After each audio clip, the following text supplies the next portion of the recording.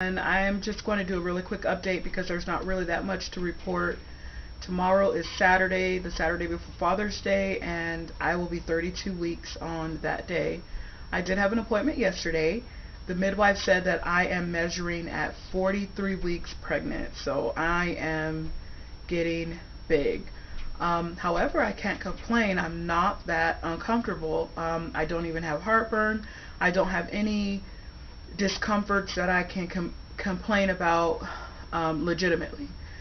So, and I think that that is in large part due to the fact that my husband does everything for me, and he does it so joyfully, and he is such a godsend. And he works all day. He leaves at 7 o'clock in the morning and gets home at 6, and then he's on his feet doing everything for me, cooking dinner, getting the kids fed, doing the dishes, everything, until he falls out at 10 o'clock at night in the bed. And I sleep on the couch because I sleep in an inclined position so that I don't have to sleep on either hip, and it doesn't make my pelvis hurt.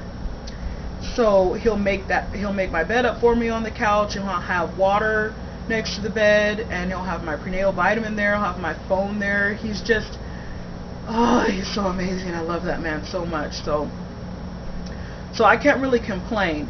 I do, however, notice that if I walk for too long, I will start getting Braxton Hicks contractions that are regular and that are kind of difficult to just ignore. They're not just tight like they were in my last two pregnancies. There's actually a little bit of pain associated with it.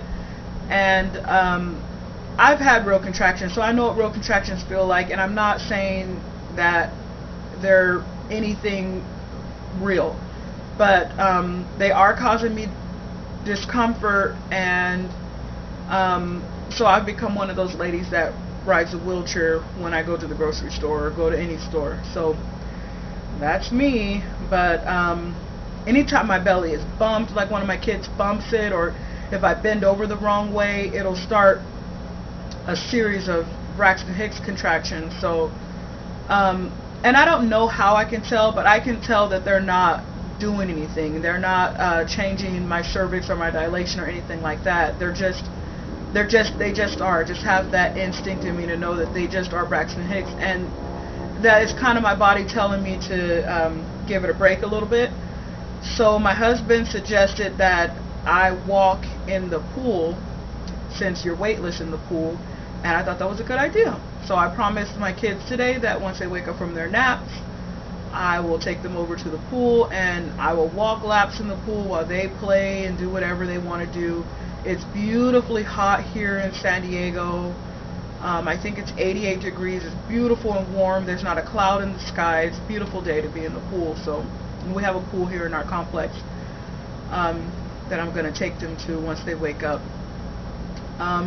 Other than that, there really isn't that much to report. Oh, I've also started drinking red raspberry leaf tea because somebody gave me a half-pound bag of the leaves, and I'm not a tea drinker, caffeinated or herbal or otherwise. I prefer water over any drink, but I'm coming to find myself craving that hot cup of tea every day. And I tried it iced first, so I made a quart of it, and I didn't really like it. So I just do 1 cup at a time, and I make the hot tea with some raw local honey in it, and it's wonderful. And so I'm drinking about 2 to 3 cups a day, and still I'm getting to the point where I want to drink 4 cups a day. So women who do the red raspberry leaf tea report that their labors are quicker and more effective. Their uterus is toned and strong, and it's just more effective at contracting and getting the baby out. So, and if that helps, if anything that helps, I'm going to take it, as long as it's not drugs.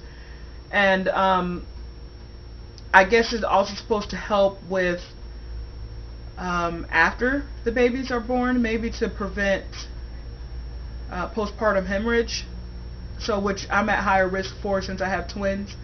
But anyway, that's that. And then the last thing was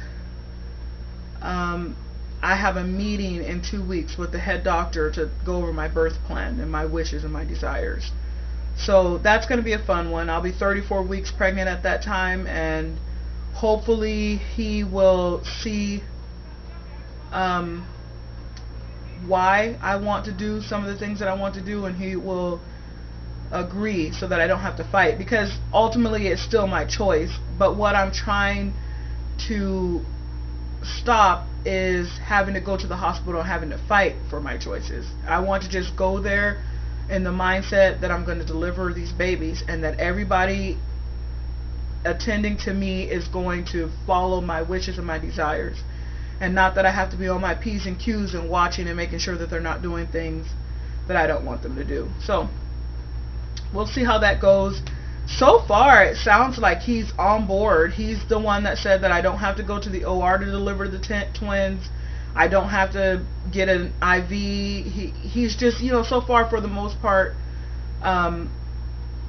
it sounds like he's gonna let me deliver these babies in peace, so I don't have to fight him. So I plan on showing up to the hospital, practically pushing baby A out. It's more comfortable for me to labor by myself, not even with Kevin or my doula with me. I like to, I don't know, last time I did it that way and I was just so calm and I could get through the contractions and they weren't terrible, and I don't know, I just felt very much at peace, so I could go with it myself. There was nobody distracting me, because I'm worrying about everybody else all the time, and if somebody else is there, then I will be inclined to worry about their comfort or their however they're feeling or whatever their needs might be, and it shouldn't be that. So anyway, I think I'm going to jump off now, because I want to lay down and take a little nap before my kids wake up, before we go to the pool, because I'm sleepy, and drink some tea on my way to sleep. That's how my voice is all froggy and yucky, so I need some rest.